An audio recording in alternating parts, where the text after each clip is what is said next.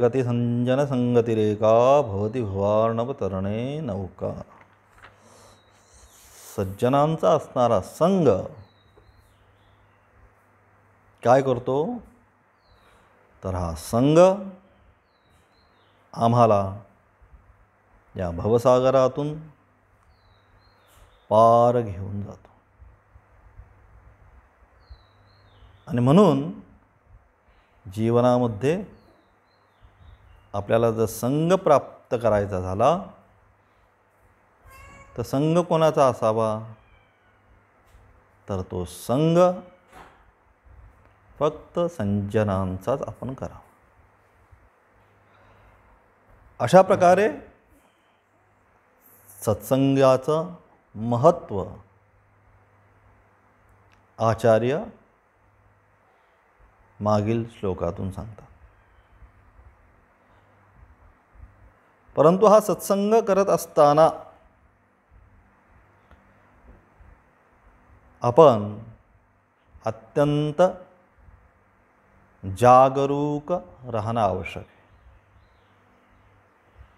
कारण बरेच वेळा आपण अनधिकारी व्यक्तित्व की ज्यांना अधिकार नाही अशा ठिकाणी आपण जातो, सत्संग प्राप्त करण्याचा प्रयत्न करतो आणि मग काय होतं त्याचं असणारं जे फलित आहे, कशासाठी करायचं आहे तर मनःशांती, ते फलित आहे ते फलित आपल्याला प्राप्त होत नाही. कारण का जे व्यक्तीकडून आपण सत्संग प्राप्त करून घेतला ती त्या योग्यतेची नाही. आणि अशा अयोग्य व्यक्ती समाजामध्ये आचार्यांच्या काळापासून ते आजपर्यंत अनेक आहेत की मलाच महान माना, माझीच पूजा करा, मला असं म्हणा, मला तसं म्हणा, असे म्हणणारे अलग लक्षात. म्हणून आचार्य पुढे जाऊन कुठे भगवद्गीतेच्या भाष्यामध्ये आचार्य सांगतात असंप्रदायवित मूढवत उपेक्षणीय, की ज्याला संप्रदाय नाही, ज्याने ही अध्यात्मविद्या जी आहे ही गुरुमुखातून घेतली नाही, ज्याने ते प्राप्त करण्यासाठी जीवनामध्ये तप केले नाही. तपसा ब्रह्म विजिज्ञासस्व तपो ब्रह्मेति सतपोतप्यत सतपस्तप्त्वा, शास्त्र म्हणतं की याच्यामध्ये तप प्रामुख्याने करणं अतिशय गरजेचं आहे. मग तप म्हणजे काय? तप म्हणजेच पुन्हा पुन्हा सतत त्या गोष्टीचं चिंतन, मनन, निदिध्यासना, 1 वर्ष नाही, 2 वर्ष नाही, तर तप याचा अर्थ 12 वर्षाचा कालावधी. आणि 1-2 वर्षामध्ये या गोष्टी सिद्ध होत नाही. ही कोणतीही गोष्ट आपल्याला सिद्ध करायची असेल तर त्याच्यासाठी शास्त्राने एक तप, पादम कालेन यच्छती, सुभाषितकार म्हणतात एखाद्या विद्येची प्राप्ती जर तुम्हाला करून घ्यायची असेल तर स्वतःच्या बुद्धीने तुम्ही 25%, गुरुमुखातून 25%, स्वब्रह्मचारीभ्याम स्वतःबरोबर शिकणारा जो सहब्रह्मचारी आहे त्याच्याकडून 25%, आणि राहिलेली 25% जी आहे त्याच्यासाठी काही काल, म्हणजेच काय, काही तप हे जाणं अत्यंत आवश्यक आहे. 1 आणि 2, 3 वर्षामध्ये वेदांत शिकलो आणि ब्रह्मज्ञान प्राप्त झालं असं होत नाही. एक नाही, अनेक जन्माची तप सांगितली. आपल्याला इथं 12 वर्ष करायचं आहे, परंतु ज्यावेळेस अनेक जन्माची तप होतात तेव्हा त्याला ती संसिद्धी प्राप्त होते. आणि म्हणून ही प्रोसेस जी आहे साधकाला साध्यापर्यंत पोहोचायची जी प्रोसेस जी आहे, जो मार्ग जो आहे, एवढा सहज आणि सुलभ नाही आहे की तुम्हाला वाटलं की आज चालू केलं आणि पुढच्या वर्षी मी सिद्ध होईल. ही लाँग प्रोसेस आहे. बराच वेळ त्याच्यामध्ये अख्खं आयुष्य घालवायला लागतं. म्हणून त्या ठिकाणी मीराबाई म्हणतात काय की मरकर भी अमर नाम उस जीव का है जगत में, प्रभु प्रेम में जीवन बलिदान किया करे. सगळं जे जीवन जे आहे ना, हे सगळं जीवन त्याच्यासाठी, कोणासाठी? फक्त आणि फक्त परमेश्वरासाठीच. काय करायला लागतं? तर बलिदान किया करे. संपूर्ण जीवन त्याला देऊन टाकायला लागतं. कुठल्याच प्रकारचा हातचा राखून चालत नाही याच्यामध्ये. आणि पुन्हा पुन्हा म्हणून मी सांगतो की सर्व धर्मान सांगितलं भगवंतांनी, कुठला हातचा राखू नको म्हणतात. जे काही असेल ते त्या सगळ्याला ज्यावेळेस तू सोडून देशील आणि फक्त आणि फक्त मलाच शरण येशील, त्याप्रमाणे सगळं सोडून ज्या वेळेस आपण त्या परमेश्वराला शरण जाऊ, त्या गुरुला, त्या तत्वाला, त्याच वेळेस आपण त्या मार्गावर चालण्याचा कुठे आरंभ होईल. मनुष्याणां सहस्रेषु कश्चित् यतति सिद्धये, यततामपि सिद्धानां कश्चिन् मां वेत्ति तत्त्वतः. गीता म्हणते मनुष्याणां सहस्रेषु. हे सगळे आता जे श्लोक घेणार आहे अलग लक्षात. जटिलो मुंडी लुंठित केशः. सहस्रेषु, हजारो हजारो. कश्चित यतिति सिद्धये. हे सगळे करता येते. आम्ही सगळे साधना करतोय, परंतु सिद्धीसाठी, सिद्धी म्हणजे परमेश्वर प्राप्तीसाठी आमच्यामधले खरोखर किती जण झटतात. म्हणून यततामपि सिद्धानाम, असे हजारो लाखो जे आहे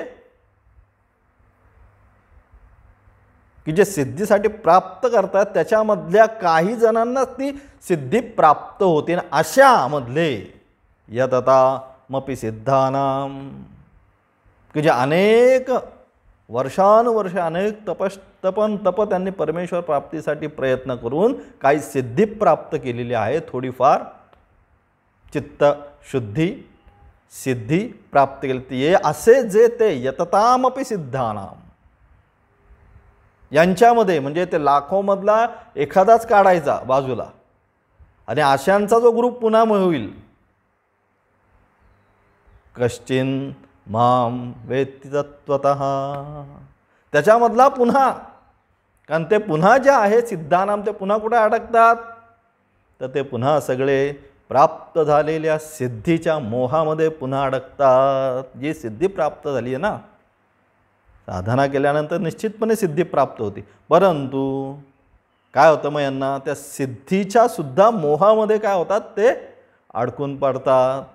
मग माझं हे होत नाही, मग त्याला ते दे ते दे, मग त्याच्यामध्येच ते अडकून पडतात. म्हणजे पुन्हा त्याच्या पुढचा जो रस्ता आहे कोणता, शेवटचा, माम वेत्ति तत्त्वतः, मला जे तत्त्वतः प्राप्त व्हायचं आहे, म्हणजेच कोणतं, स्वचित स्वरूप. हा जीवभाव जो आहे, हा जीवभाव कोणता आहे, शिवभावाला घेऊन जायचं, हे तत्त्वतः प्राप्त होणं. आणि त्यासाठी म्हणून हा सगळा अट्टहास असतो. म्हणून हा अट्टहास हा एका जन्माचा नाही. जन्म म्हणून सांग, शुचीनाम श्रीमताम गेहे योगो भ्रष्टो विजायते अथवा बहुनैतेन किम्न्यातेन तवार्जुन. अलग लक्षात. त्या ठिकाणी सांगितलं 6व्या अध्यायामध्ये की तो एकदा आरंभ मार्गावर लागला की तो त्या मार्गावरच चालत राहतो. म्हणून मार्गावर लागणं पहिल्यांदा अत्यंत महत्त्वाचं आहे साधकाच्या दृष्टीने. मार्गावर एकदा व्यवस्थित आला की तो व्यवस्थित पोचणार. मार्गावर येण्यासाठीच गडबड झाली, फक्त वाटतं की प्राप्त झालं, वाटतं हे प्राप्त केलं, शिक्षण प्राप्त केलं, अमुक प्राप्त केलं. छांदोग्य उपनिषदामध्ये श्वेतकेतू आणि आरुणेचा संवाद सांगितला आहे. हा श्वेतकेतू जो आहे हा काय तो 12 वर्ष उपैत्य महामना अनुचानमानी स्तब्ध एयायम सांगितलं छांदोग्य उपनिषद. की काय केला, गेला, उपनयन झालं आणि कुठे गेला, गुरुगृही गेला. आणि गुरुगृही गेल्यानंतर काय 12 वर्ष तिथं गेला, शिकला सगळं यथासांग आणि मोठा विद्वान होता. त्यामुळे सगळ्या विद्या पटापटा श्वेतकेतूने आत्मसात करून घेतल्या. आणि त्यानंतर पुन्हा 12 वर्षांनी श्वेतकेतू आपल्या घरी आला. आणि आल्यानंतर वडील तर तत्त्वज्ञानीच होते आरुणी. त्यानंतर श्वेतकेतू घरी आल्यानंतर श्वेतकेतूचं आचरण पाहिलं. महामना स्तब्ध एयायम अनुच्चानमानी.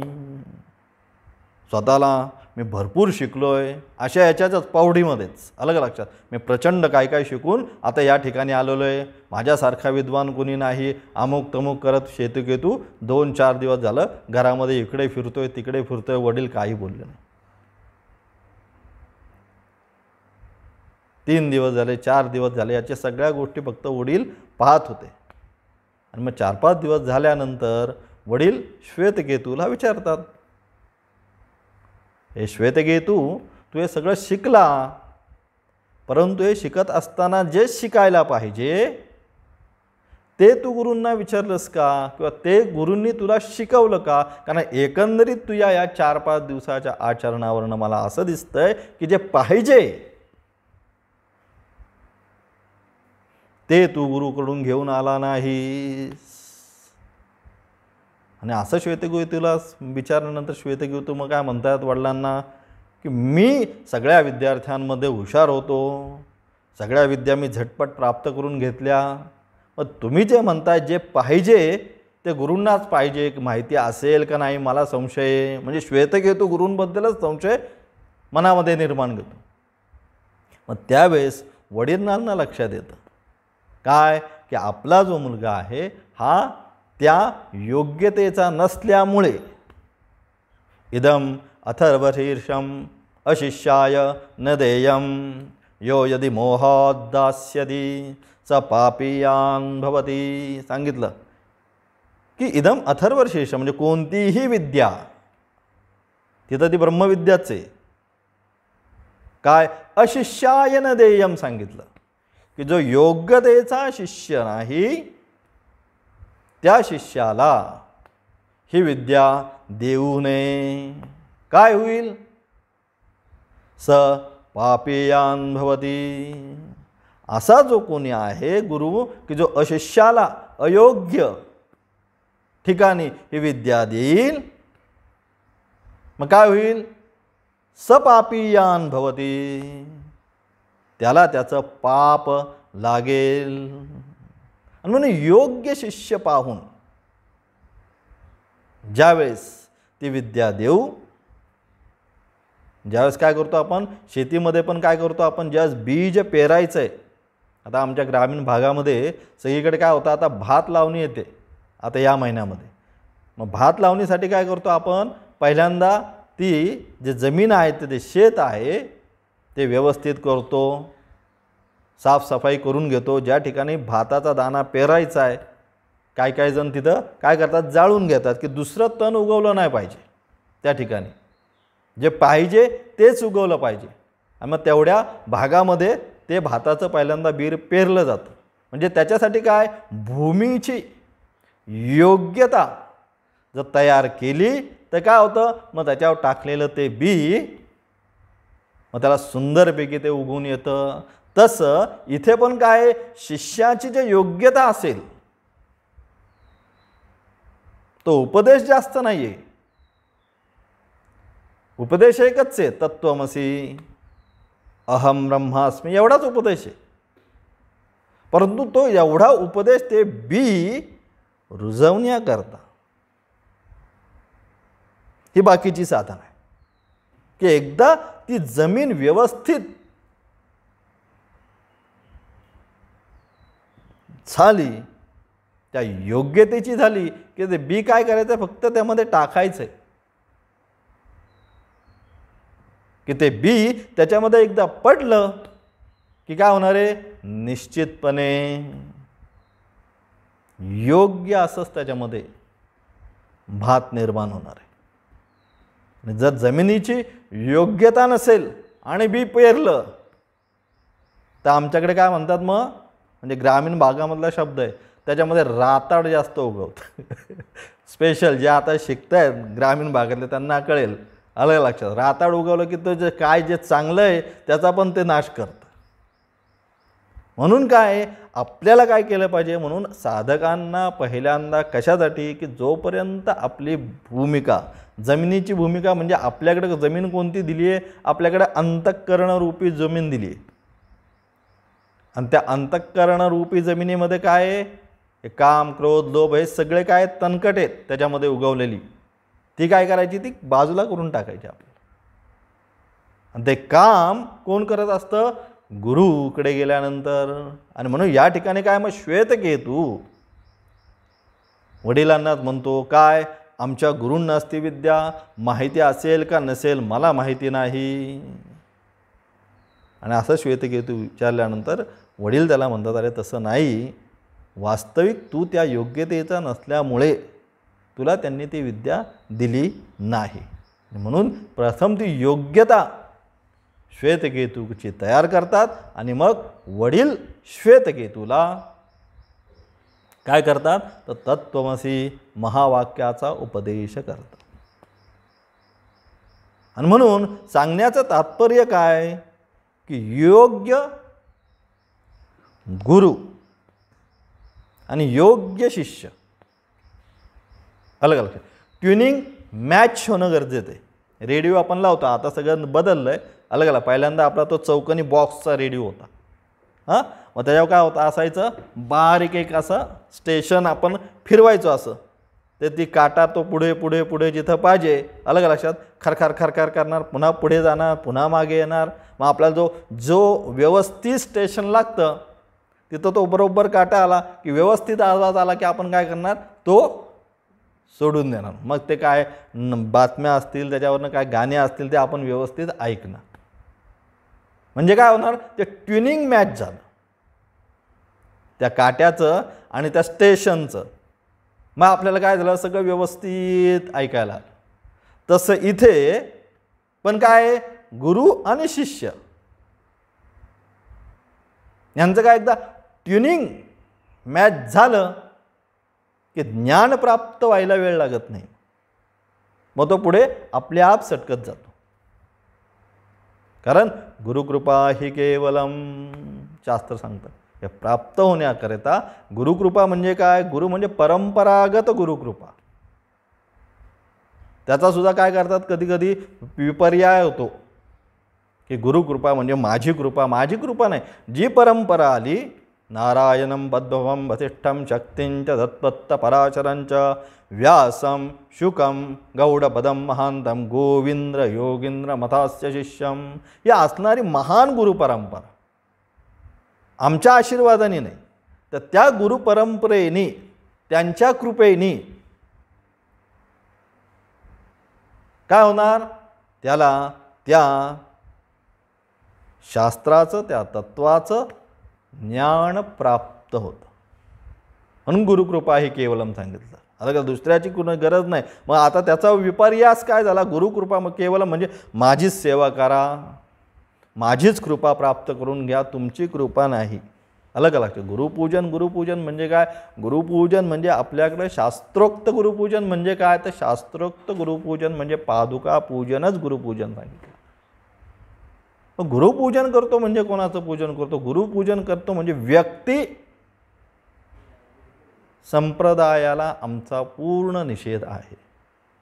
जेवढे म्हणून व्यक्ती प्राधान्य संप्रदाय निर्माण झाले, जोपर्यंत त्या व्यक्तीचा प्रभाव असतो तोपर्यंत तो संप्रदाय राहतो. ज्यावेळेस ती व्यक्ती जाते त्यावेळेस त्या संप्रदायाचा प्रभावसुद्धा नष्ट होतो. म्हणजे आमची जी परंपरा आहे ती आपण काय म्हणतो, अनादिकालापासून चालत आलेली परंपरा आहे. सदाशिव समारंभाम, तैसा व्यासाचा मागोवा घेत, भाष्यकाराते वाट पुसत. अनादिकालाची, 1 आणि 2 दिवसाची परंपरा नाही, तर अनादि साक्षात नारायणापासून आरंभ झाला. त्यांनी ब्रह्माला दिली नारायणम पद्मभवम, वसिष्ठ, शक्ती, एवढी प्राचीन कालापासून आलेली ही संपूर्ण परंपरा. त्या परंपरागत हे ज्ञान आजपर्यंत ज्यांनी सांभाळून ठेवलं आणि आपल्या योग्य शिष्यांना देत देत आजपर्यंत ते घेऊन आले, त्या संपूर्ण गुरुपरंपरेचं पूजन म्हणजे गुरुपौर्णिमेचं पूजन असतं. आमचे पाय परातीत ठेवून धुण्याचं पूजन हे नसतं. आणि म्हणून गुरुपूजन म्हणजे काय, गुरुपूजनामध्ये पादुका पूजन म्हणूनच पूजन असतं.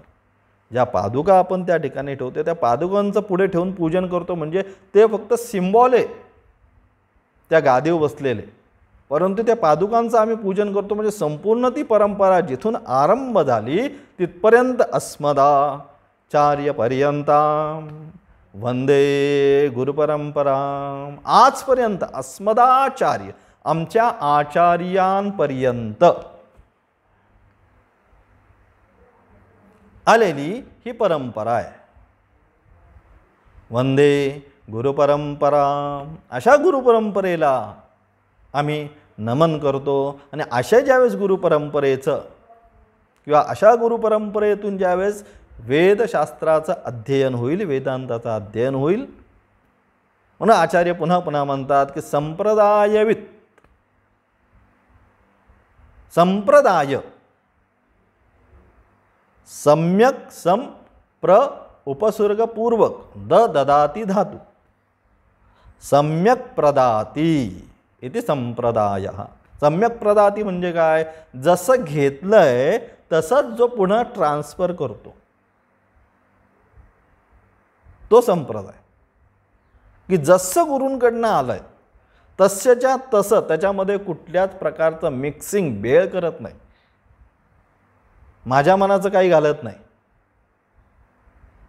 जसं आहे तसं दुसऱ्यापर्यंत पोहोचवण्याचा जो प्रयत्न, म्हणून फक्त गुरु काय त्याच्यामधला फक्त एक मधला दुवा आहे.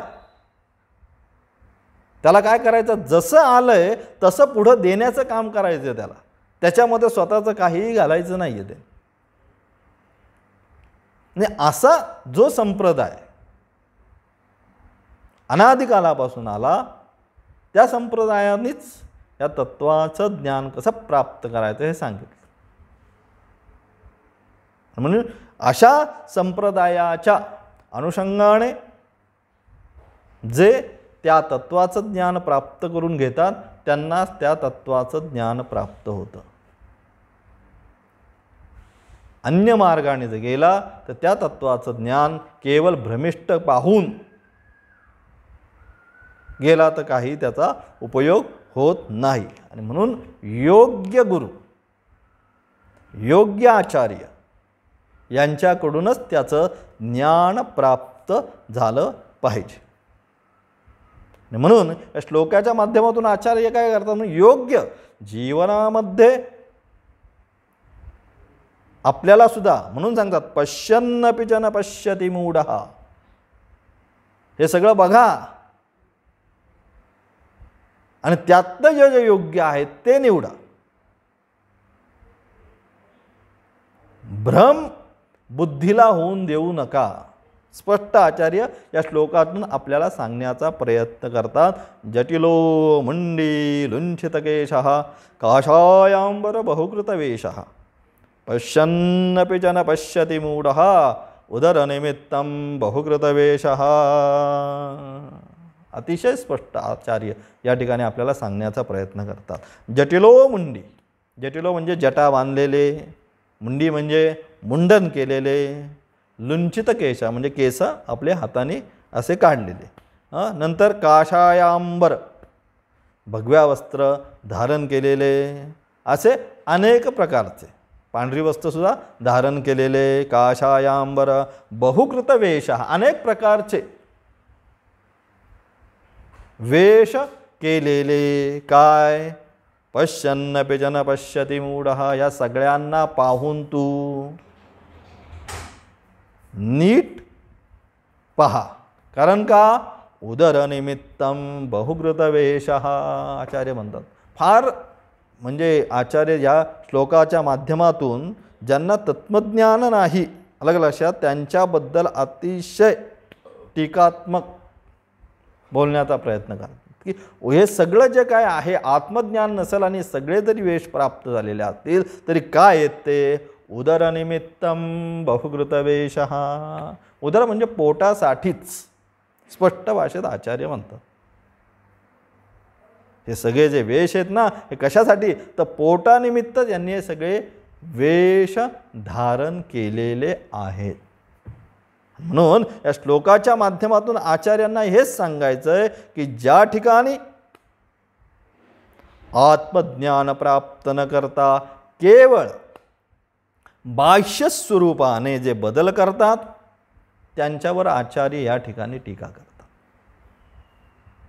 आणि म्हणून वास्तविक पाहता आचार्यांचं म्हणणं काय आहे की वास्तविक पाहता जोपर्यंत काय संसारामध्ये मनुष्याला तीव्र वैराग्य उत्पन्न होत नाही तोपर्यंत साधकाने तो आश्रम धारण करू नये. कारण का? संन्यास ग्रहणाचा त्याला तोपर्यंत अधिकार नाही. कुठपर्यंत? जोपर्यंत मनामध्ये तीव्र वैराग्य. म्हणून मागे एकदा सांगितलं संन्यास म्हणजे काय? सम्यक न्यासः इति संन्यासः, की ज्याचा न्यास आपण करतो. शिलान्यास, एखाद्या इमारतीचा काय करतो आपण? शिलान्यास करतो. म्हणजे काय? पाया भरण किंवा पायाभरणी करतो. म्हणजे न्यास काय पाहिजे? न्यास मजबूत पाहिजे. ज्याचा न्यास, खालचा पाया मजबूत, त्याची इमारत मजबूत. म्हणजे संन्यास म्हणजे काय? ज्याचा न्यास मजबूत झालेला आहे. म्हणजे काय? न्यास मजबूत होणं म्हणजे परमेश्वराव्यतिरिक्त अन्य कुठेही ज्याच्या मनामध्ये श्रद्धा भावना नाही, फक्त परमेश्वरच आहे हे तत्व ज्याच्या मनामध्ये दृढ आणि निश्चित झालेलं आहे. फक्त आणि फक्त परमेश्वरच आहे. आणि असं तत्व ज्यावेळेस मनामध्ये निश्चित होईल त्याच वेळेस तो खऱ्या अर्थाने संन्यासी होण्याचा अधिकारी होईल. आणि मग तत्व निश्चित न होता केलेले सगळे वेश आचार्य म्हणतात उदरनिमित्तम बहुकृत वेशः. केवळ आणि केवळ उदरभरण करण्यासाठीच हे केलेले वेश आहेत. ओम तत्सत. विशेष व्याख्यान सोमवारच्या पाठामध्ये पाहू.